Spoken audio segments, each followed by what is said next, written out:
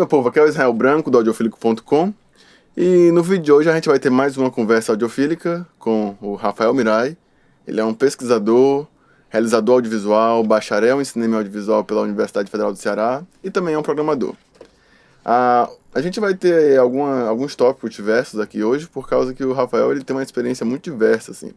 Quem trabalha com audiovisual sabe que a gente acaba explorando várias áreas, né? Inclusive eu até costumo falar em aula que o audiovisual em si ele é uma área carrapato, assim. Ele é uma área que acaba, se você tem, sei lá, um pessoal que faz seguro, você pode fazer um vídeo sobre seguro, você tem um pessoal que faz, né? Você acaba explorando muitas áreas. Então, a nossa conversa hoje vai ser um pouco reflexo disso. O Rafael é um cara que há alguns anos, eu acredito, já vem dando algumas oficinas e discutindo e pesquisando um tanto sobre codecs. E a gente vai conversar agora sobre codecs, codecs a princípio, né? Se você pegar um álbum como um LP, né?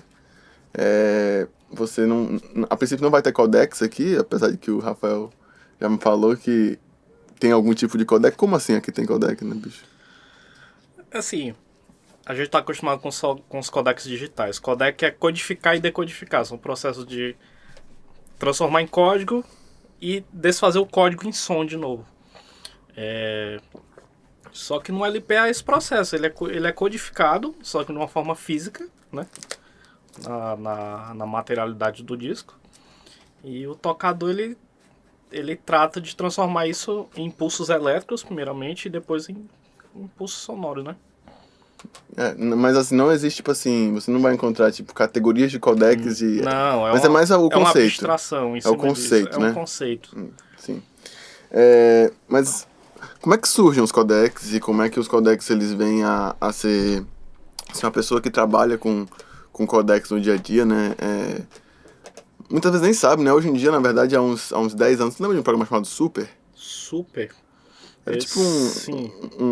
Ele era meio feio, assim, meio esquisito e tal. E pra você mexer nele, você tinha que saber mexer em codecs, assim, um pouquinho. Você tinha que saber o que você ia selecionar e tal. Hoje em dia tá tudo muito automatizado, né, e tal.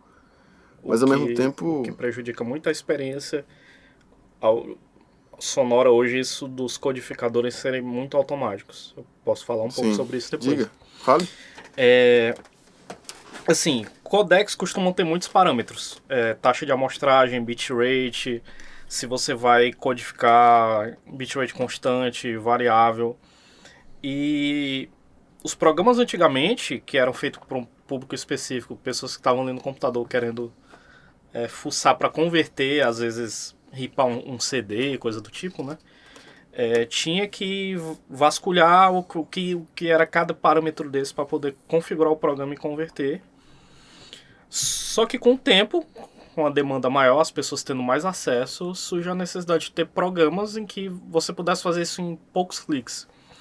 Então, a maioria dos programas de conversão de áudio, de vídeo, eles vêm com presets.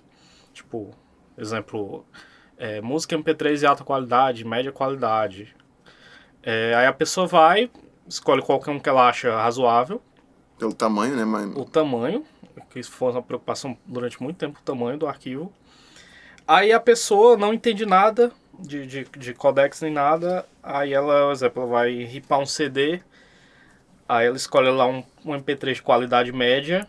E digamos que ele mexe com a taxa de amostragem da música pela metade, por exemplo, em qualidade média, ele colocar a taxa de amostragem para 22.000, como eu já vi esse tipo de problema.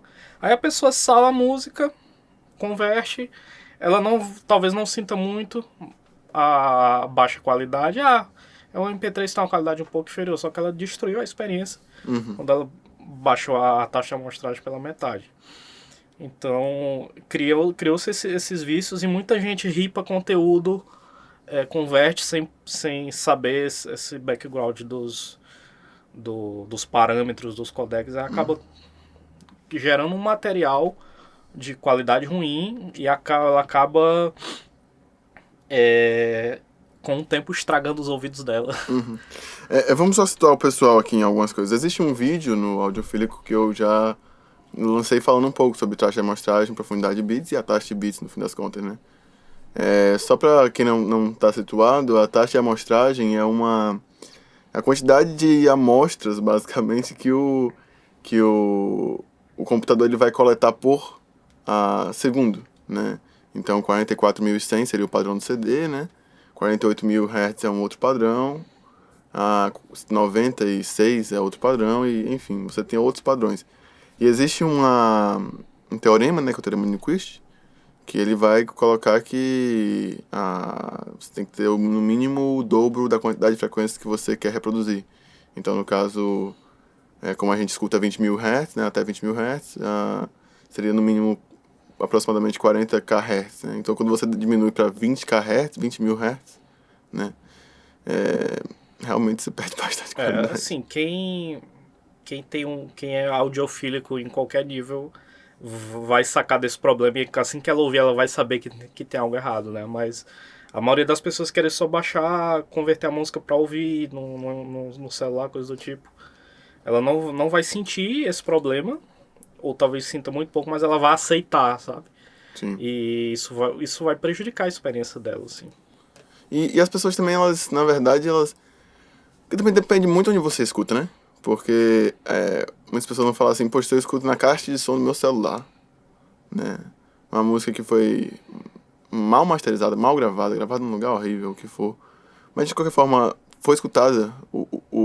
O que reproduz a música no final, né? Uma caixa de celular, um fone de ouvido desses baratinhos de sei lá, 10 reais que o pessoal compra, né? Às vezes até menos. No ônibus tem gente que vende 6 reais, né? E aí, tipo assim, Uma vez eu comprei um fone desse só pra sentir, assim. Eu acho que realmente vale o preço. não, eu comprei uma vez também, e é bem ruim, assim. Mas é bom pra você só, sei lá, didaticamente você abrir o fone e mostrar o que tem dentro de um fone. Porque a membrana, as coisas vão ser muito parecidas. O diafragma, né, vai ser muito parecido com o Sim. fone. Só que não vai ter a precisão e É. a qualidade dos materiais que tem num fone mais caro, né? E melhor, assim, mais bem, enfim, projetado. E, e assim, depende muito disso, né? Então, assim, por que uma pessoa mais que não tem uma sala acusticamente tratada com uma caixa de som ou um fone de ouvido bom, né? Por que elas vão procurar algo que esteja numa taxa de beats mais alta, né, uma profundidade de beats mais alta, uma taxa de amostragem mais alta, né? É uma pergunta muito chata, assim, mas que pra gente, né, que se importa Sim, é crucial. e é isso que faz, por exemplo, a experiência numa sala de cinema ser tão profunda, né? E aí, assim, o processo de fazer mudou muito, né, com o tempo. Assim, antes dos codecs, gravações em geral eram feitas em fita, né? Em fitas magnéticas. Similar à fita cassete que a gente está acostumado, mas elas eram mais, digamos, eram mais parrudas. Elas tinham uma banda de sinal muito maior. E anos 60, 70 era o que se tinha de melhor para você gravar profissionalmente uma música, né? Aí com o advento do digital, no início não existia isso do PCM, de você gravar um som e você conseguir reproduzir ele com fidelidade. Não existia essa gravação linear. Então, antes de a gente ter propriamente codecs de som, a gente tinha codecs MIDI, onde era um arquivo onde tinha as instruções das notas musicais e dependendo do aparelho que fosse reproduzir isso, ele ia ser monofônico, polifônico. Então, as primeiras experiências em áudio digital é meio assim. Então, não é necessariamente uma gravação. Né? É algo que teve uma composição e foi transformado num arquivo. Só que com o aprimoramento da tecnologia e das placas de som, que isso tinha que vir antes, né? Isso foi mais ou menos que época? Anos 80. 80, né? Quando quando começaram a criar o conceito do PCM, em que era possível você ter um som gravado, capturado de um microfone e conseguir salvar isso de forma digital. volta dos anos 80, ainda caríssimo. Mas foi nessa época que os computadores começaram a ter processamento suficiente para isso. Hoje os computadores hoje fazem isso de uma forma super fluida, podendo estar rodando outras tarefas ao mesmo tempo no computador. Nessa época não, o computador ficava... Se ele fosse reproduzir uma música, um PCM, ele tinha que dar quase todos os recursos para isso. Porque era uma limitação da época, né? Mas... É assim, cada categoria de codec surge para atender uma necessidade. Então, ali nos anos 80 é que eles começam a pegar esse conceito do PCM, do áudio do áudio fiel, e eles começam a pensar o padrão do CD. Mas, assim, um áudio PCM ele é muito grande até hoje, né? Por quê? Porque ele tem que guardar toda a informação que ele está capturando. Então, ali no padrão do CD, eles conseguiram criar uma mídia que suportasse 700 MB e armazenando por volta de 70 minutos de áudio, dependendo do padrão ali do... 1h10, mais ou menos isso mesmo. Dependendo ali do padrão do CD. Porque o CD a gente conhece CD, mas é um panteão de formatos. O Compact Disc é uma família de formatos de discos e com capacidades diferentes. Mas assim, para música, para você distribuir música era maravilhoso porque estava tudo ali no CD, mas o equipamento era caro, mas não facilitava a distribuição. E era meio pensado assim para que você não pudesse facilmente copiar esses arquivos e redistribuir. Aí, espaço em HD sempre foi um problema. Então, quando você tem essa história do PCM, que é bem sucedida no CD, vários laboratórios começam a pensar formas de tornar isso menor. Isso, só para situar, o CD ele foi lançado em 1983, não é isso? Isso. Pronto. As primeiras... Chegou no Brasil em 90, mais ou menos. Isso. Só para citar o pessoal cronologicamente. Sim. Então, alguns laboratórios começaram a estudar formas de compactar isso, porque o CD ainda não era visto como aquela coisa que, eu vou comprar CDs virgens e armazenar coisa. Não, o CD ainda não estava nesse lugar. Então, o pessoal começou a estudar formas de compactação. Paralelamente, tinha um pessoal que estava estudando compactação para foto e um outro pessoal que estava estudando compactação para vídeo, porque cada um desses era um problema também, porque foto acumulava muito espaço e vídeo nem se fala, né? Então,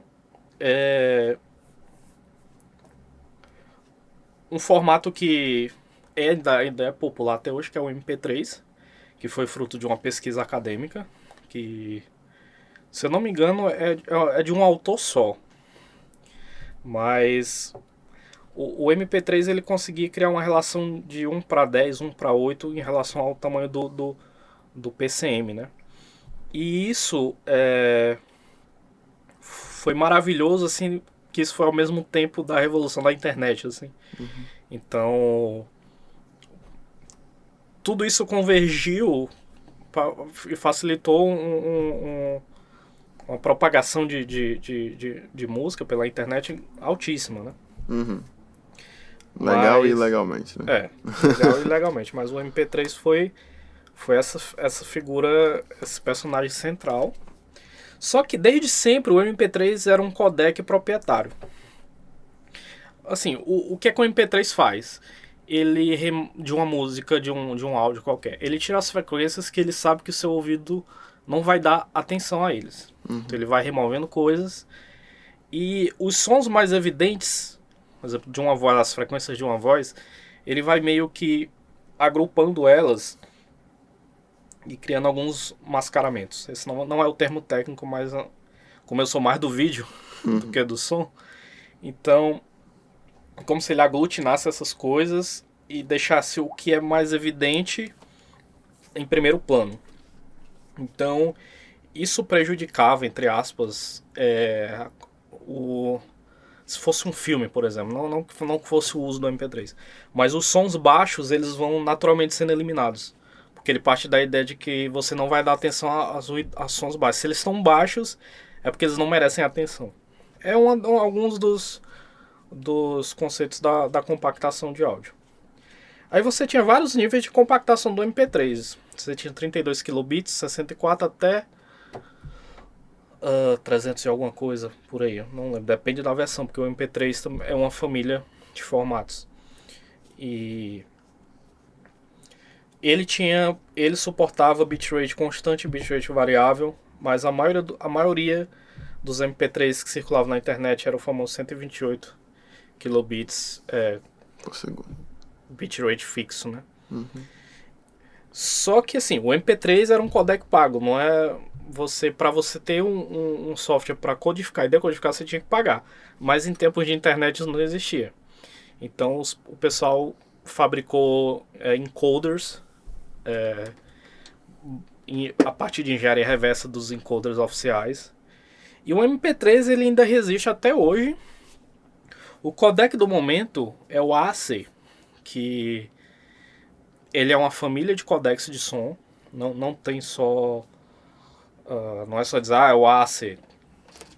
Ele está hoje aplicado em vários locais, vídeos no YouTube, vídeos do Netflix, música no iTunes. Então, o AAC ele tem uma relação de compressão melhor que a do MP3. Então, ele é oficialmente um sucessor do MP3 em termos de qualidade. O desafio do MP3, quando ele surgiu, era a compactação, criar uma relação de compactação. O AAC ele tinha que ser superior ao que já tinha. No caso, não necessariamente o MP3, ele tinha que ser superior ao MPEG-2, o som MP2. Então ele passou essa relação também. Então ele é o padrão para diversas coisas, incluindo a nossa TV digital. Só que a nossa TV digital ela pode usar dois codecs de som, ou o AAC ou o HEAC. O HE do inglês vai ser a sigla para alta eficiência. Basicamente o HEAC ele serve para você usar bitrates mais baixos, assim. Então, só que a gente ainda não tem muita cultura de vou baixar músicas em AAC. O pessoal ainda continua usando MP3 porque virou essa cultura. Mas aos poucos a gente vai migrando nisso, porque logo vai aparecer um movimento de substituição, assim, de diretamente dizer, não uso o MP3, uso o AAC por diversas questões. Uma forte delas é econômica, porque diz, o MP3 é um formato proprietário, você pagou para usar ele. Aí tem vários movimentos de codecs livres, né? Um deles é o OGG, o OGG. Tem o OGG para o vídeo e o OGG por som chama Vorbis. O YouTube usa internamente o Vorbis. Ele é ótimo para compactar. O Vorbis é no vídeo. Não, o Vorbis é do som. É porque o OGG é meio que essa família de codecs, né? Então tem o OGG vídeo e o OGG áudio. Aí o OGG áudio chamam ele de Vorbis. Tá, o OGG é o que o Spotify usa. Okay. Mas é. Eu não sei dizer. Eu não sei se eles mudaram, mas a princípio é. Sim, mas a gente... Só fazer um comentário sobre isso que você estava falando. Existe um negócio, não sei se você conhece, da década de 90, chamado Loudness Wars. Loudness Wars é a guerra da amplitude, vamos dizer assim, né? Então, realmente foi quando, ali na década de 90, as bandas passaram a fazer músicas cada vez mais altas, vamos dizer assim. E aí, eles tinham menos coisas baixas e mais coisas altas. Que basicamente é uma compressão, né? Compressão é quando você aumenta aumenta o que está baixo numa música e diminui o que está alto. E aí você tem esse miolo de música que não tem uma variação muito alta no que for de intensidade de decibéis, mas você tem aí tudo muito comportado, assim. Tem algumas utilizações para compressão, entrevista, alguma coisa assim, é útil, mas o problema é que a indústria percebeu, e hoje a indústria está indo para um outro caminho, mas se percebeu eventualmente que se você deixar tudo alto, nada fica alto. E aí, eu não acho que existe uma causa e consequência aí, mas essa história que você falou do MP3 casa bem direitinho com essa história, porque realmente se o MP3 não se importa com o que está mais baixo, né? Ele casa muito bem com esse estilo de música da começo da década de 2000, final da década de 90, não vou citar nenhum exemplo, mas tipos de música que vão ter uma baixa latitude sonora, uma baixa variação de decibéis, então não vai ter por que você ter um arquivo de MP3, de WAV com um PCM super alto, né, e tal. Assim, a principal função do codec é quando ele transformar um áudio em sinal digital, né? E comprimir. E quando você fizer a descompressão, você tem um áudio o mais fiel possível da fonte, né? Mas ele não consegue fazer isso com perfeição, porque os codecs são conhecidos como lossy, ou seja, são codecs com perdas, que ele remove literalmente coisas do som. Mas ele tem que acompanhar, digamos, acompanha entre aspas, o que é um som legível, né?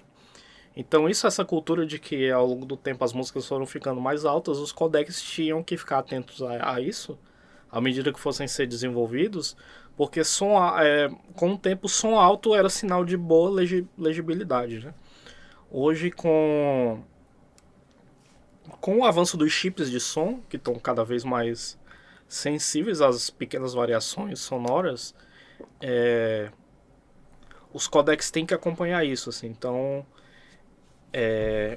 hoje em dia, isso de ser as coisas, o som alto não é mais um sinônimo de legibilidade, né? Então, a gente está voltando às nuances que existiam nas mídias mais antigas. Isso vai... com esse material que a gente tem hoje, convertido em MP3, assim, esquecido num CD numa gaveta, quando a gente for ouvir isso daqui a 15, 20 anos, a gente vai ver o quão degradado era, assim, porque ele mexe muito, os codecs antigamente mexiam muito com a sensibilidade para garantir uma legibilidade dentro da tecnologia disponível, mas daqui mais uns anos, quando os chips estiverem mais sensíveis, a gente vai ver todos esses fragmentos, né? Em vídeo a gente chama essas imperfeições de artefatos, né? Artifacts. Então os de som também tem isso, mas a tecnologia que a gente tem hoje mascara tudo isso. Então façam essa experiência daqui a 10, 15 anos. Talvez já possa fazer, né? Já pode fazer se tiver algum... com aquele seu CDzinho de MP3, assim, as 100 mais de 2001. Você já pode fazer essa experiência. Essa problemática de que com o tempo o material degrada porque a tecnologia vai melhorando, isso também é perceptível no vídeo, assim. Você pegar vídeos do YouTube de 10 anos atrás ou mais, você já percebe essa degradação. Então os codecs eles têm que acompanhar a limitação dos chips ao longo do tempo, né? Bom, eu acho que codecs é um assunto que a gente pode ir além de tanta coisa, né? Mas o assunto de codecs ele é muito ligado com o assunto desse debate de digital e analógico, né? Que é um debate que se estende aí há muitos anos, né? Algumas pessoas como eu hoje em dia, eu escuto música ou em casa através de vinil, LP, e não é só pela qualidade de som, porque nem sempre o vinil tem a qualidade melhor, na verdade normalmente não tem. É muito pela... quase algo assim íntimo de você limpar o disco, colocar e tal. Da experiência, a né? experiência que você vive, né? Você parar pra escutar, né? O vinil ele requer mais de você. Ele requer que você esteja mais presente na equação. Enquanto qualquer outro meio digital, não, ele só requer que você aperte o play e às vezes nem isso. Mais recentemente só toque uma música, você fale um... Exato, hoje a gente tem um imediatismo da música e muita gente até eu usa o YouTube como esse tocador de música, né? Assim, de você... uma música tal, você vai no YouTube, às vezes é o clipe e você deixa rodando em background. Não, se você for no YouTube, você vai ver lá, tipo, às vezes tem um vídeo de 50 minutos com seleção de música de isso. Mas no YouTube é bem ruim, assim, na verdade. Você consegue melhor no Spotify. Mas mesmo no Spotify ele ainda tem essa automatização, né? Eu, por exemplo, se eu estiver fora de casa, eu uso o Spotify. Eu não tô fazendo propaganda do Spotify aqui não, mas é o que eu tenho utilizado, mas para escutar música, mas realmente eu dificilmente escuto em casa, automatizado assim. Ah, e aí eu fico me perguntando assim, tipo, como que esse universo do analógico, eu acho que exceto o vinil, né, que de uns tempos pra cá, até pela cultura, como é que chama o pessoal que é a cultura, o pessoal que usa óculos quadrados, eu quero dizer geek, mas não é geek, são os, ai meu Deus, hipster, Os hipsters, o os pessoal. hipsters, Hoje tem a cultura retro, né? De, também, de buscar de as coisas ficar. antigas que não necessariamente você as viveu, né? E que também não necessariamente são boas. Que Se não você necessariamente são pegar boas. tem propaganda às vezes que aparece um fone de ouvido antigo. Eu tenho um fone aqui que tem uns 40 anos e é horrível, assim, é lindo, assim, em termos históricos, culturais e tal, eu recebi de presente. Acho que se a pessoa que me deu pra gente assistir vai achar horrível. Mas em termos de som ele é muito limitado. E ele, em termos de conforto também ele é muito limitado. Então os fones de ouvido evoluíram muito, né? Mas assim, as coisas vão passando, né? E existe um caso ou outro como o do vinil que fica, né? A máquina analógica também, máquina de fotografar, né? Câmera fotográfica também Que fica. tem toda uma cultura Sim, retrô atualmente, assim. sim. Mas eu queria que a gente começasse a falar aqui sobre essa questão da transição entre o analógico e o digital e como que foi essa transição, assim, sabe? Que eu acho que é um tema que você também domina bastante. Sim. A transição, pra gente dizer que a gente abandonou totalmente a mídia analógica e migrou para digital, podemos dizer que ela não chegou ao fim ainda. Por quê?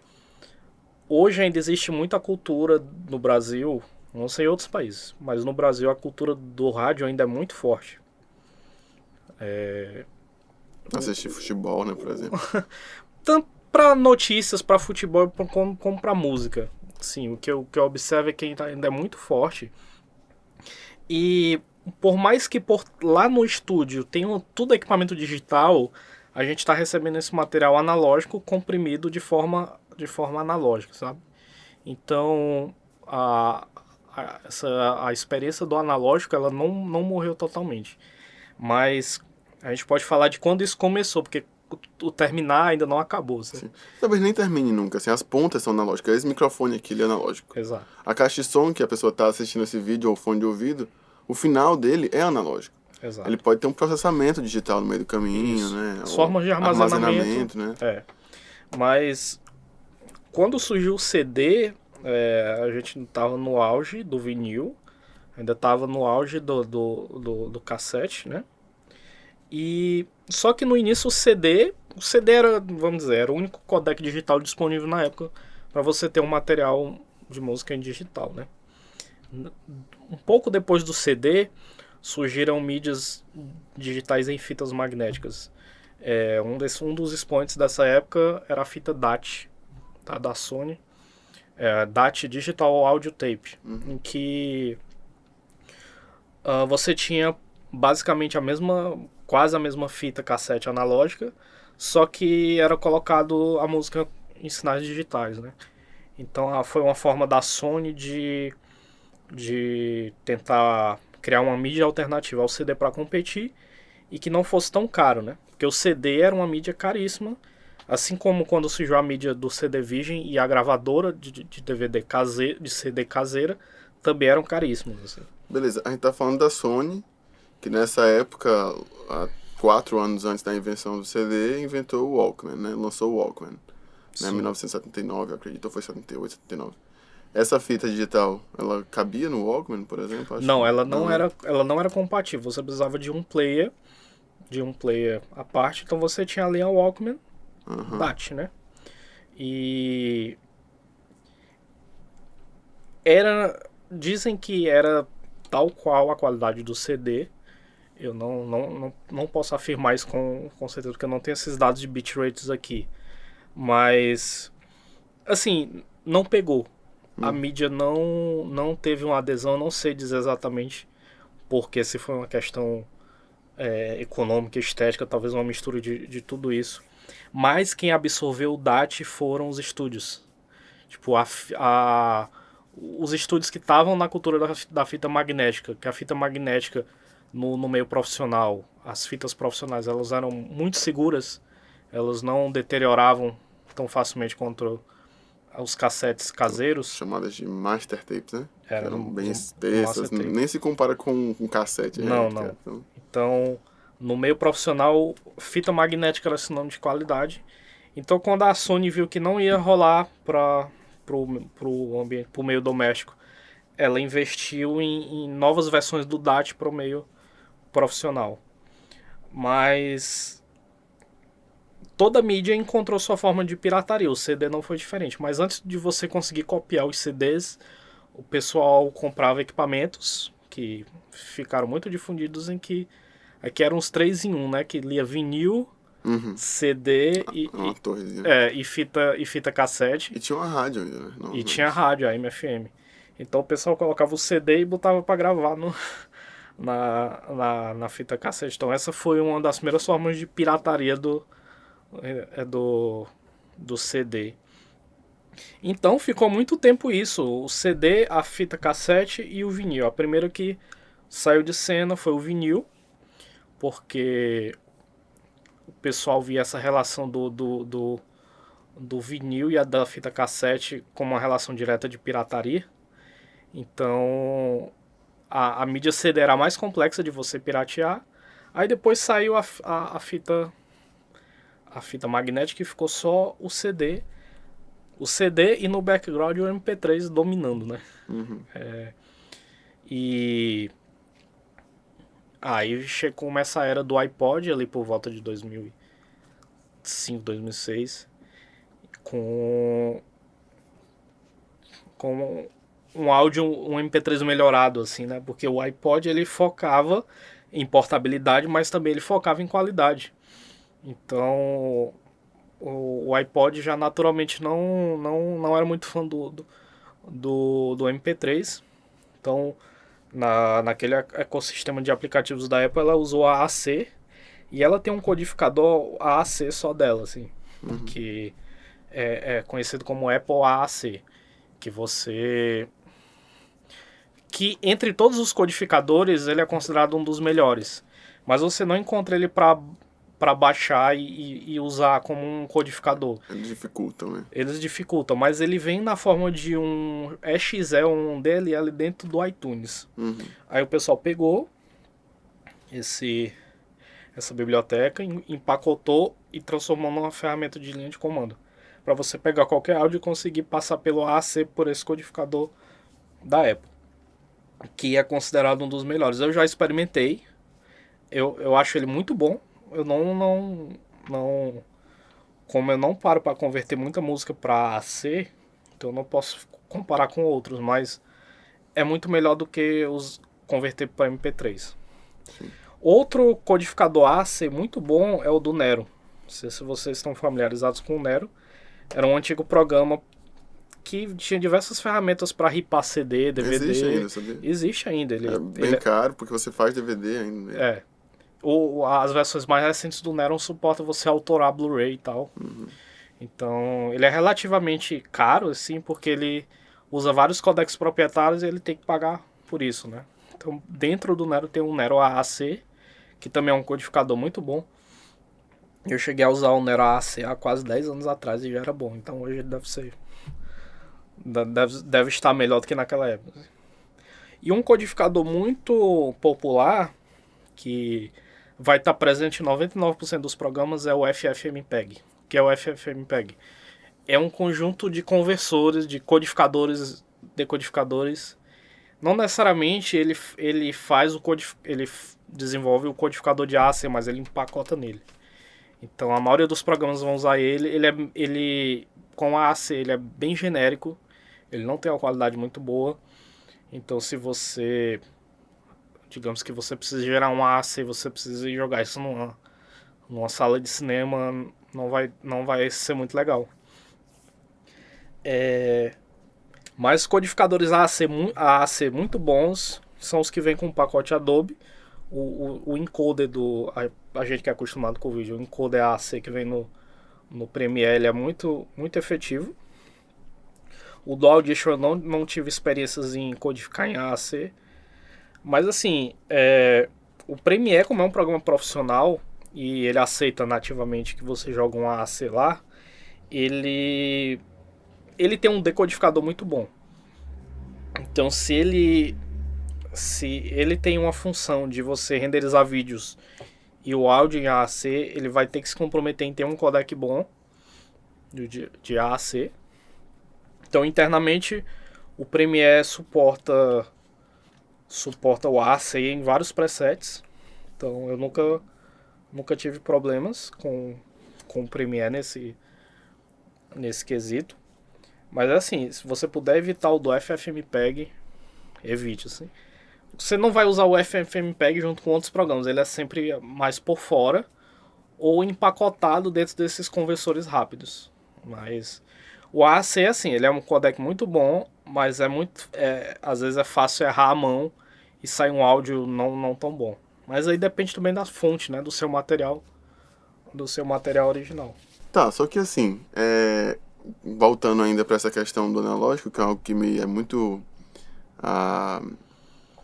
que eu gosto muito sobre isso, sabe? Existe até alguns making-offs que você vê, alguns processos que você vê algumas pessoas fazendo no YouTube, na internet mesmo, de como pegar algo que você tinha de forma analógica, né, e você transformar em digital, por qualquer motivo que você queira.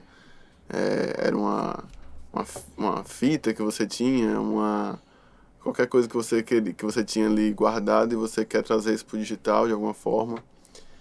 E a gente tem visto isso também ficar mais acessível com o passar dos anos. A gente tem visto isso ficar mais tipo, você tinha que pagar pessoas especializadas para fazer algo que hoje é muito mais simples de fazer, mesmo até com software gratuito muitas vezes, né? Sobre isso, o que a gente pode falar? Assim, todos os nossos computadores, eles vêm com entrada de som, né? Com entrada de som estéreo. A maioria dos computadores hoje vem com isso. E isso já facilita a vida para você que quiser remasterizar uma fita. Você tem assim, algum afeto por ela, que ela tá perdida assim numa gaveta. E duas coisas que você precisa. Você precisa de um reprodutor, algo para tocar aquela fita ou aquele vinil ou mídia que você queira, e o gravador e um cabo para conectar os dois, o que muitas vezes isso se resolve da saída de fone do tocador, né, até essa entrada de áudio do seu computador, e um software gratuito, um Audacity resolveria para isso, mas esse é o básico, mas coisas que você precisa ter cuidado para ter uma qualidade boa, porque não é só fazer isso e botar para gravar que você vai ter um bom resultado. Mas de primeiro eu já digo que se a sua mídia é uma fita cassete, você não vai tirar muita qualidade dela, porque naturalmente não tem qualidade. Não tem, Não tem qualidade.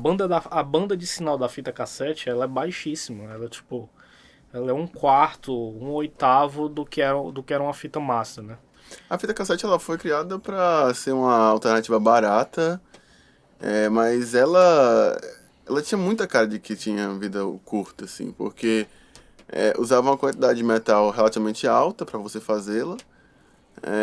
Você tinha... tem uma propaganda da década de 80 de uma fita cassete que você conseguia tocar 500 vezes. Até 500 vezes, né? Mas ela tinha uma coisa assim que a cada vez que você tocava ela, você perdia um pouco da qualidade da reprodução, né? Ela tinha essa degeneração a cada toque. Como também é o vinil, mas o vinil, se você fizer corretamente, colocar uma agulha boa, elíptica, for uma agulhazinha mais leve e tal, você consegue ter uma durabilidade maior do seu disco, até indefinida, assim, né? Mas também é uma fita que quebrava com certa facilidade também, né? Estourava, enfim, tinha tanta... Sim, o auge da fita cassete nos anos 80, ela tinham várias categorias de fita cassete, feito de vários materiais, com durabilidade. Então, claro, as melhores fitas eram mais caras, então as mais caras não eram populares. Então, as fitas de um material menos robusto acabou sendo a mídia que a maioria das pessoas acabaram comprando para fazer gravações em casa. E, assim, bons reprodutores de fita cassete eram caros. E bons que durassem eram caríssimos. E a fita cassete tinha um problema sério de ruídos, assim. A questão do vinil e do ruído é um assunto à parte, assim, porque tem uma questão estética, que as pessoas falam, mas o ruído do vinil é algo... É uma característica da mídia e tal. Eu cresci ali quando eu comecei a me entender por gente, ali no final dos anos 90, eu tinha acesso a fitas cassete, eu comprava fitas cassetes virgem para gravar coisas do rádio, mas tinha uma relação de ruído e sinal altíssima, assim, que eu tinha muita raiva. Então eu não tenho nenhuma nostalgia dessa época, porque... E com o tempo os ruídos aumentavam, ficavam cada vez mais altos. Só pra situar o pessoal que realmente não tá entendendo assim o que é esse ruído, é quando você realmente escuta essa relação ruído e sinal, quando você escuta qualquer som e você tem aquele shhh no fundo que realmente atrapalha, né, a sua experiência. Atrapalha. Quando você tá algo que tem um som muito evidente e a fita é relativamente boa ou nova, aquele ruído ficava baixo, aí quando tinha um silêncio você sentia aquele ruído, né? Mas as minhas fitas, com o tempo, o ruído ficava tão alto quanto as músicas que eu gravava.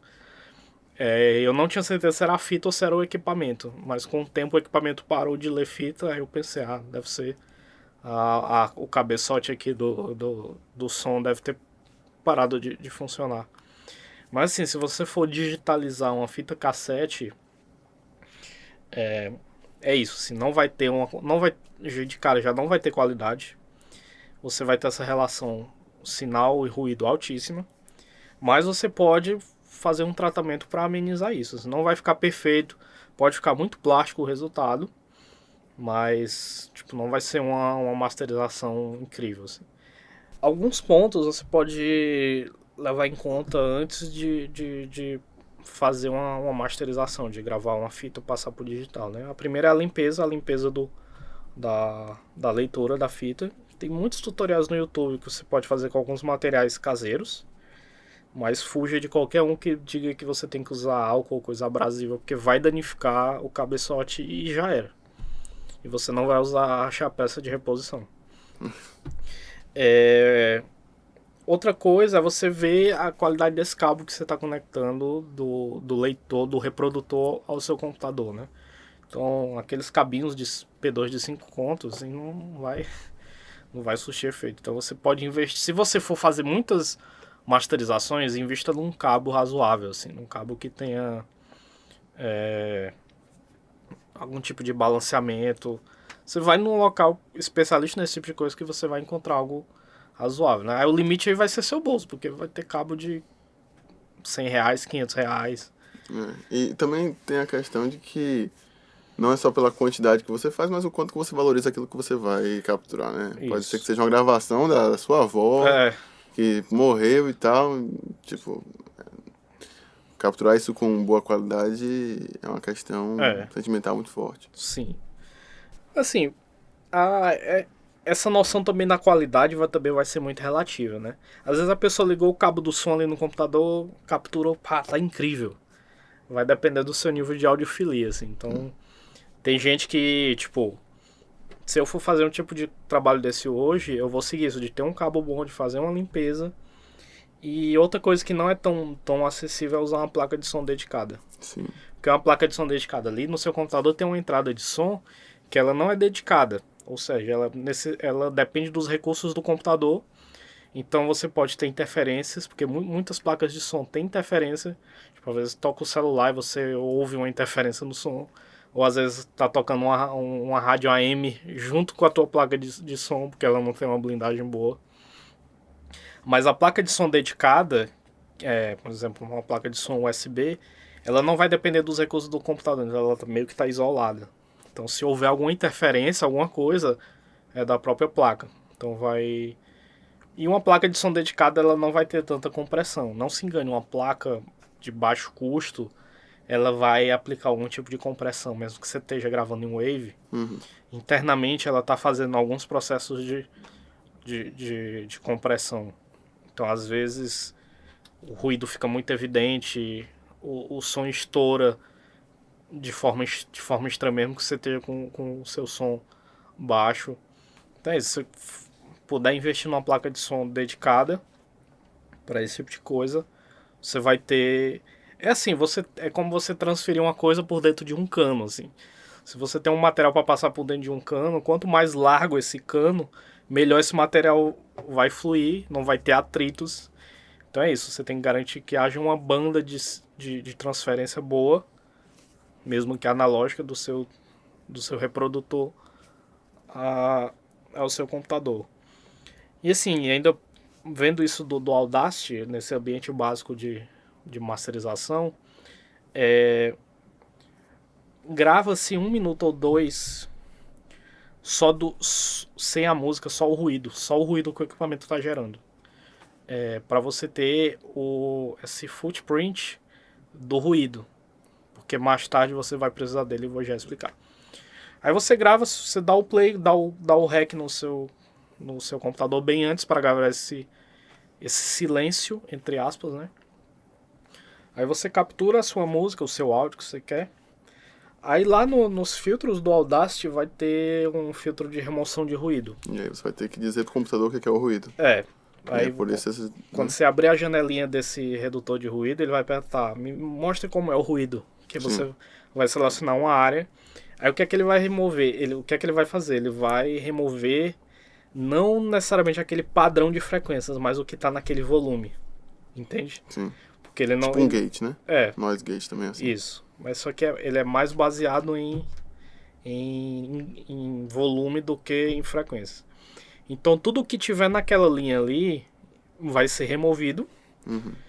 E só que ele acaba sempre levando o que não deve, né? Ele acaba tirando informação do áudio que você está capturando. Mas aí em programas mais sofisticados você vai ter como trabalhar isso melhor, não é o melhor para isso, mas o Audition tem algumas ferramentas de remoção de ruído que podem trabalhar melhor isso, assim. Sim. A maior parte das pessoas vai acabar utilizando o Pro Tools mesmo, né? O Pro Tools esse software de edição, depende do que você precisa também, né? Muitas pessoas usam o Audacity, que é um software gratuito. Para coisas simples. Para coisas simples. Um outro que é uma excelente opção de custo-benefício é um tal chamado de Reaper. Já ouvi falar. Ele é bem bacaninha assim, não é muito caro, tipo $60 e é só uma vez que você paga, sabe?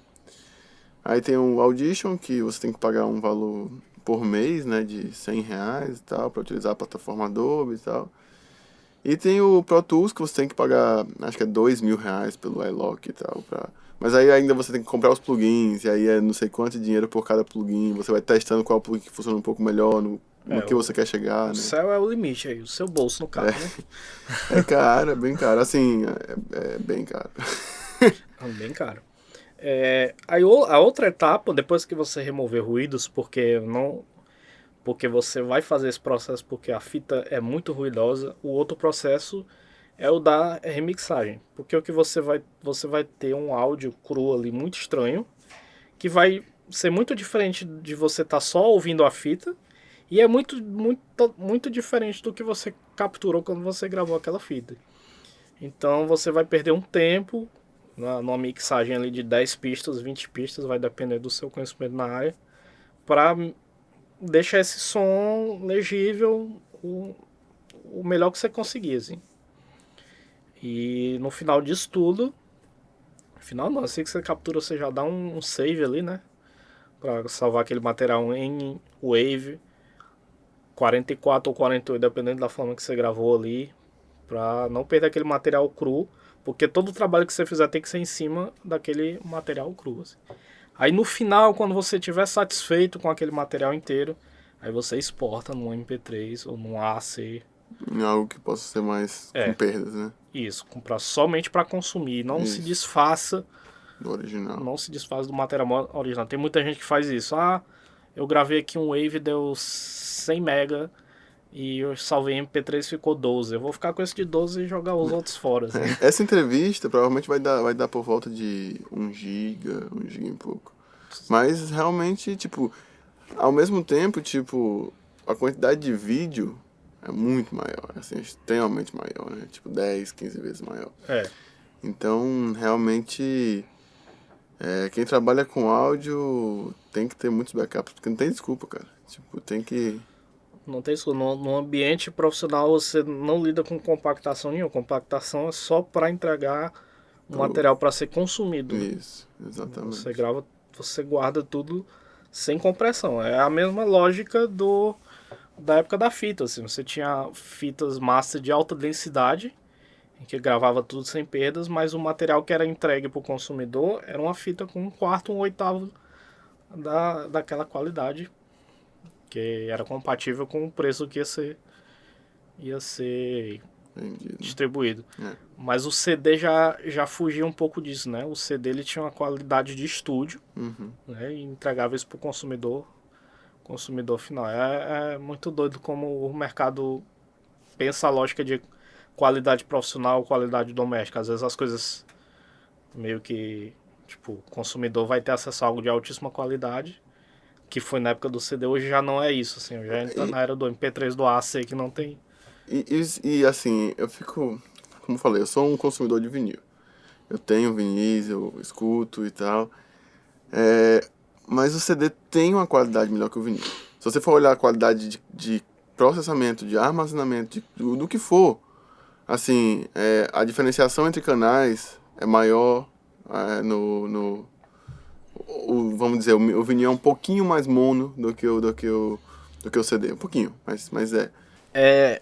Quando chega alguém com algum tentando iniciar um debate, vinil é melhor que o CD, eu nem discuto com a pessoa, assim, porque a pessoa que defende o vinil, ela vai continuar defendendo até o fim, não importa que argumento técnico você dê. Ela vai falar que você é surdo. Você não tá escutando isso, cara? Mas quando eu ouço a pessoa dizendo, o vídeo é melhor que o áudio digital, eu pego meu gravador, coloco em 24 bits e sigo minha vida. Porque eu não vou discutir com uma pessoa dessa, assim. Mas o CD, ele nasceu de tal forma para prevenir qualquer problema de ruído, assim, tipo, porque mas o CD não tem ruído. Pode ter ruído, porque se você tiver algum setor do CD danificado, o seu aparelho vai ler incorretamente e vai dar as frequências erradas, assim. Eu não sei se vocês já tiveram a experiência de ter um CD levemente arranhado, que quando ele chega num ponto, ele dá um pico agudo, assim. Não sei se tu já passou por isso, assim. Então tem um problema naquele setor em que ele não conseguiu ler corretamente. Então você tem um erro num setor inteiro, assim. Então, mas o CD surgiu com métodos para evitar essas coisas, mas se você arranha o CD não tem como, não tem muito o que fazer. Mas se você preserva seu disco bem, ele jamais vai fazer algum tipo de ruído. No caso, esse ruído a gente chamaria de glitch, né? Que o glitch é o resultado de um erro de leitura, em que ele não pode deixar... Ele não conseguiu ler um setor direito, ele não pode deixar vazio em silêncio. Então ele coloca um dado ali, o que ele conseguiu ler daquele setor ali. Mas em termos técnicos, o CD é superior ao vinil, isso não tem... Um debate, Não tem debate, assim. Em termos técnicos... Em termos estéticos é outra história, cada um vai ter seus argumentos. Como eu não nasci na era do vinil, eu já nasci dentro da era do CD... Pra mim o CD é superior, assim. Mas quiser os argumentos, existem os argumentos técnicos para dizer que o CD é superior ao vinil. Deixa eu te mostrar um negócio aqui falando em vinil, só pegar um negócio aqui pra ti. Achei. Olha esse aqui. A gente tá gravando? Tá. Tá gravando. Efeitos sonoros em estéreo, já ouvi falar desses compilados. E aí tem som de trem, som de tudo num vinil, assim. Aí eu fico imaginando a pessoa que comprava esse vinil. Tipo, uma pessoa como eu, que faz som no audiovisual, né, e tal. beleza, faz sentido, né? Mas assim, se eu tivesse, eu teria de alguma forma utilizável, assim, não no vinil. Né? Por que você teria, tipo, aqui, som de trem, som de aeronave? São efeitos sonoros, basicamente, que você, tipo, os que você encontra no Freesound. Sim, eu acho Só que que... no vinil. Eu achei super doido, cara, quando eu vi isso na loja, Eu assim. não sei... Esses compilados, eles existem até hoje na forma de CD. Sim. Tem compilados desses recentes. Ah, isso aqui são para audiofílicos de um nível, assim... completamente... Isso aqui é porque o tipo de pessoa que adquire isso aqui é gente ligada de alguma forma ao cinema, assim, que vai achar um... Deixa eu mostrar aqui pro pessoal. Isso aqui é um LP que eu comprei tem alguns meses e levei pra sala de aula, inclusive, pra mostrar que tem alguns efeitos sonoros da BBC. Né? Agora, não sei, é um grau de incógnita que eu tenho que... Se você pensa em comprar esse disco, eu vou dizer que a BBC liberou todo o seu acervo de efeitos sonoros sobre uma licença específica lá. E você pode baixar, utilizar nas suas produções baseado na licença lá. Mas não compre esse disco. Sabe como é? Eu comprei por R$1. Ah, mas na época eu acho que Custava mais. custava uma nota maior, assim. E o cara o Augusto aqui, que ele vem, né? Ele tem uma pilha lá de R$1, né? E ele falou, você vai comprar isso aí? Eu falei, eu vou, cara, eu achei interessante. Mas você parou e botou pra tocar, Botei pra tocar, deixa eu botar aqui, vou botar pra tocar agora, peraí.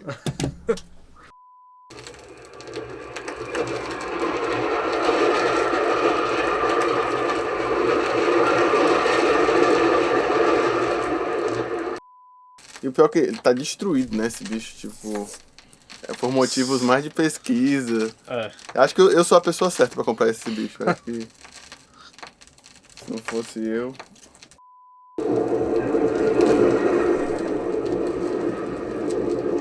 Muito louco, né, cara? Tipo... Deixa eu parar aqui pra gente continuar a nossa conversa.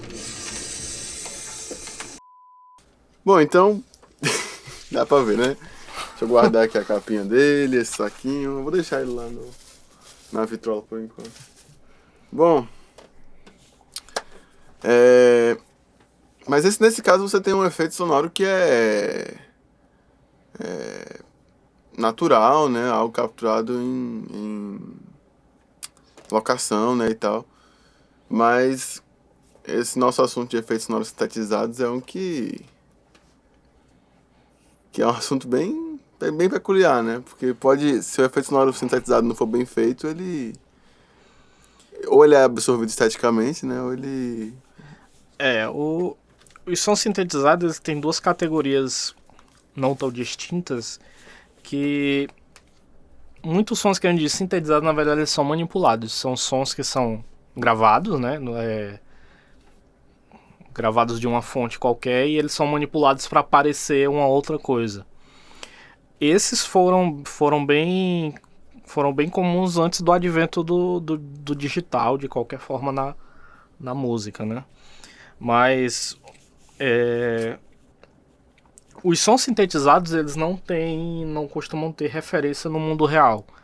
Então, um som de uma arma laser, por exemplo, eles não estão... A gente sabe que certos sons são de armas laser porque a gente tá imerso na cultura de saber o que é, né? Mas a gente não encontra esse som na natureza, a gente não encontra nenhum dispositivo que naturalmente faça aquele som. Então, esse universo de sons artificiais foram encontrar no seu lugar na ficção científica, né? Como a ficção científica tinha essa missão, esse objetivo de criar universos totalmente descolados da realidade, se ele fazia isso através da imagem, criando outros mundos, outros lugares, outros objetos, outros figurinos totalmente irreais, os sons tinham que seguir esse caminho também, né? Então, digamos assim, nos anos 20, nos anos 30, não existiam sintetizadores de fato, assim. Então, os sons tinham que ser manipulados. Por exemplo, os sons digamos que quisesse um som de uma nave pousando. Tipo, não há uma referência direta para isso, mas você poderia trabalhar isso através de um som de um avião, através de um som de um helicóptero, dependendo da cena, né? Então você tinha que modular esse som, aumentar o tempo dele, diminuir, sobrepor com outros sons.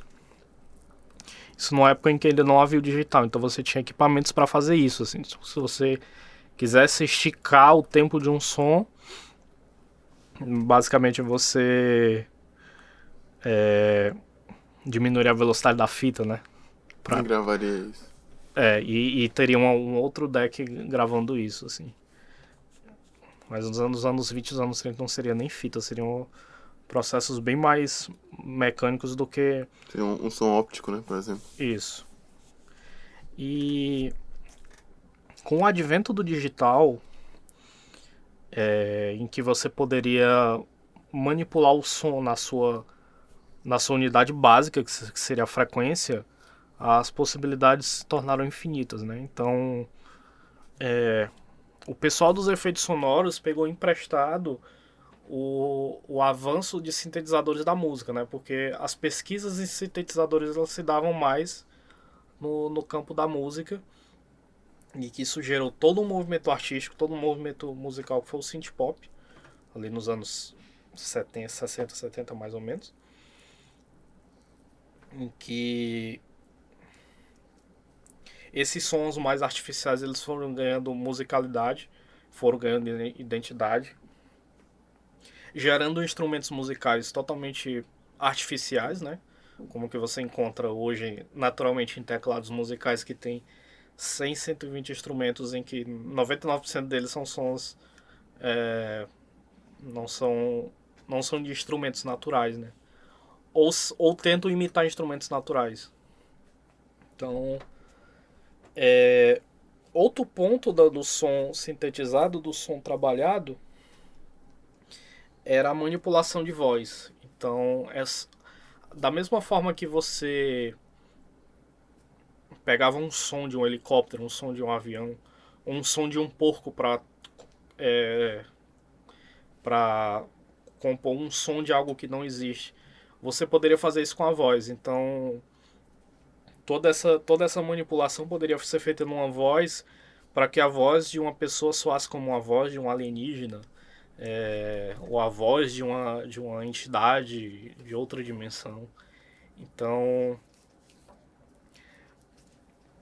se fazia isso na era do analógico e com a chegada dos sintetizadores, você podia dar uma melhorada em cima disso, né? Você poderia gravar uma voz e fazer um trabalho de agudos, de graves, ou de mexer em coisas bem específicas, que hoje com poucos cliques você faz isso num programa de edição de áudio, né? Mas eu divido os sons sintetizados em 3 categorias. Não são categorias que você vai encontrar em livros sobre o assunto, são categorias que eu uso para lidar com esse assunto, assim. Que é a categoria dos sons sintetizados graves, dos sons agudos e dos manipuladores de voz. Sons sintetizados graves, eles ficam nesse âmbito das coisas sobrenaturais, das coisas que botam medo, mistério. Então, existem 1000 formas de trabalhar esse som, mas eles ficam ali naquele espectro do grave, né? Você observa facilmente em clássicos da ficção científica. Aí os sons mais agudos, eles são